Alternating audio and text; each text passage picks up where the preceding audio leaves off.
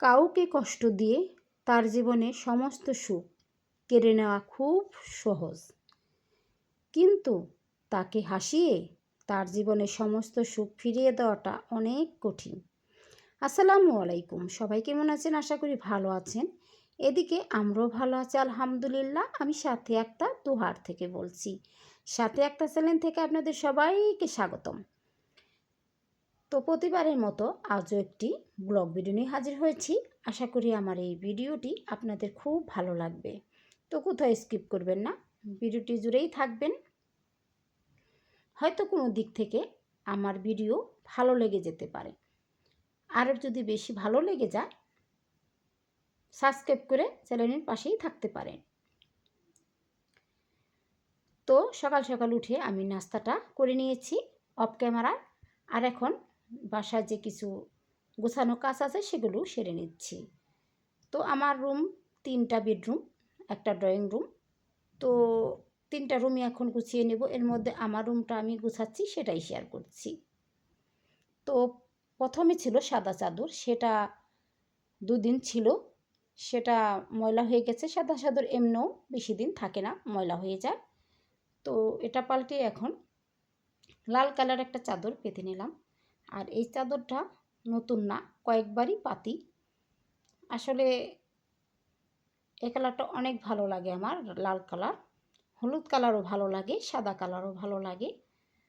তো সাদাটা বেশি পাততে পারি না, ময়লা হয়ে যায়।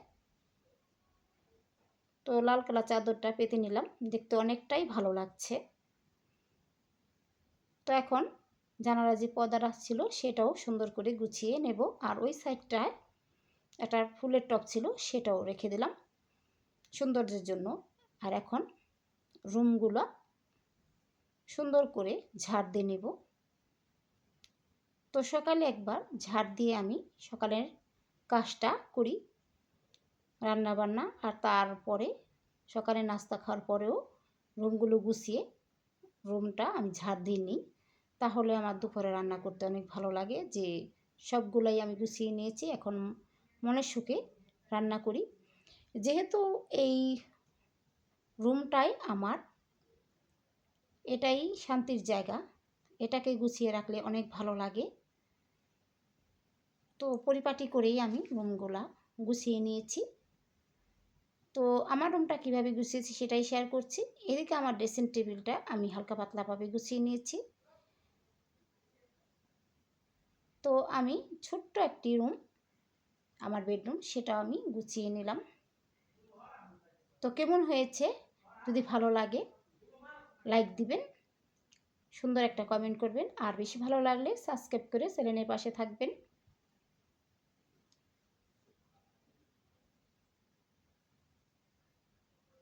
তো আপুরা, আমি সুন্দর করে রুমগুলা গুছিয়ে নিয়েছি। এখন আরেকটি কাজ করব, সেটি হলো এদিকে আমি কিছু চায়ের কাপ ধুয়ে নিয়েছিলাম, সে শুকিয়ে দিয়েছি। রাত্রে কিছু লোক ছিল বাসায়, সেগুলোকে চা নাস্তা দিয়েছিলাম। তো এখন এখানে রেখে দেব। আর এখানে তেমন ধুলো পড়ে না, তারপর একটু মুছে তারপর রেখে দেব। যেহেতু কয়েকদিন হয়েছে আমি এটা গুছিয়ে নিয়েছি মুছে, আর হালকা পাতলা যখন ময়লা পড়ে তখন আমি মুছে নিই। তো জায়গা মতো কাপগুলো এখন রেখে দিলাম।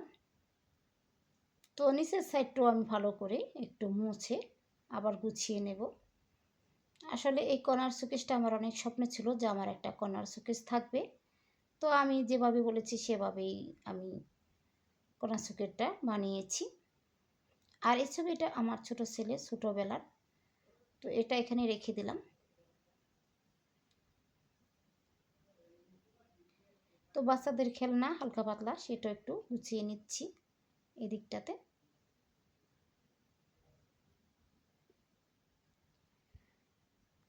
তো সমস্তটাই আমি হালকা পাতলা মুছে নিয়েছি উপরের সাইডগুলো, এখন একটু দেখিয়ে দিলাম।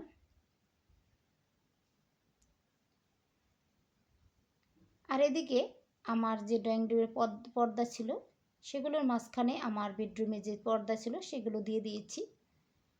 তো দেখতে একটু সুন্দর লাগছে। আর এগুলো করতে করতে বাসায় বাজার আসছিল। তো প্রথমে আমি ফলগুলা গুছিয়ে নিচ্ছি। এদিকে অনেকগুলাই জাম্বুরা আনছিল, তো সেগুলো একটু বোলের মধ্যে গুছিয়ে নিলাম, পরে ধুয়ে রাখবো। আর এখানে আপেল এবং আঙ্গুর আনছে, সেগুলো আমি ঝুড়িতে তুলে নিলাম, পরে ধুয়ে আমি সাইড করে রেখে দেব। আর আনছিল আনার এবং আম। এখন যেহেতু ফজলি আম পাওয়া যায় না, তো আশ্বিনা আম আনা হয়েছে, তো আশ্বিনা আমগুলো মিষ্টি হয়েছিল, এগুলো ধুয়ে আমি সেট করে রেখে দিচ্ছি। আর এখন কাঁচা সবজি বাজার আনছে, অনেক বাজার, কি বলবো, একসাথে অনেক বাজার করে আমি 15 দিন খাই, তারপরে পচে গলে খাই, কি আর বলবো। যেহেতু ব্যস্ত মানুষ আমার হাজব্যান্ড, কিছু বলার নাই, আমার কথা শুনে না। যখন আনে কাঁচা বাজার অনেক, যখন মাছ আনে অনেক, এরকম আর কি। বলে আমি সময় সুযোগ পাই না, তার জন্য বেশি করে এনে রাখি।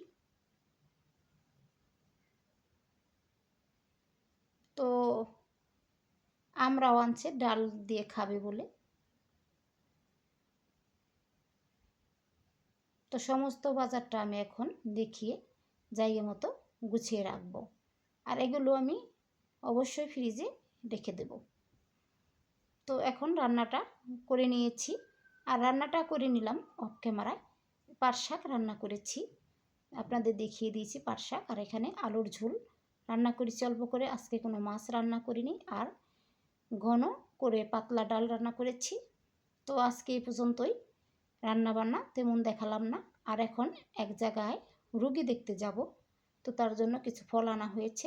তো আমার হাজব্যান্ড আর আমি রুগী দেখতে চলে যাব এখন। আর এই রুগীটার কথা বলবো যে এই রুগীটা ছিল আমাদের বিয়ের ঘটক, আপন লোক, কাকা লাগে। তো এখন চলে যাচ্ছি তার বাসায়, সে অনেক অসুস্থ, তাকে ঢাকা থেকে বিদায় দিয়ে দিয়েছে, তার জন্য অনেক দোয়া করবেন। তো সে বাসায় শুয়ে থাকে, তো সে আমাদের দেখতে চেয়েছিল।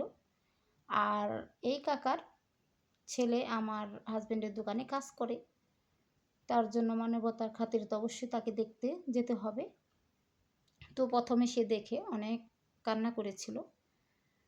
আর আমার হাজব্যান্ড বসে বসে আঙ্গুর ছুলে তাকে খাইয়ে দিচ্ছে, আর আমাকেও মাঝে মধ্যে খাইয়ে দিল, তো আমাদের খাবার দিল। তো এই পর্যন্তই, সবাই ভালো থাকবেন, সুস্থ থাকবেন। আরেকটি ভিডিও দেখার আমন্ত্রণ রইল।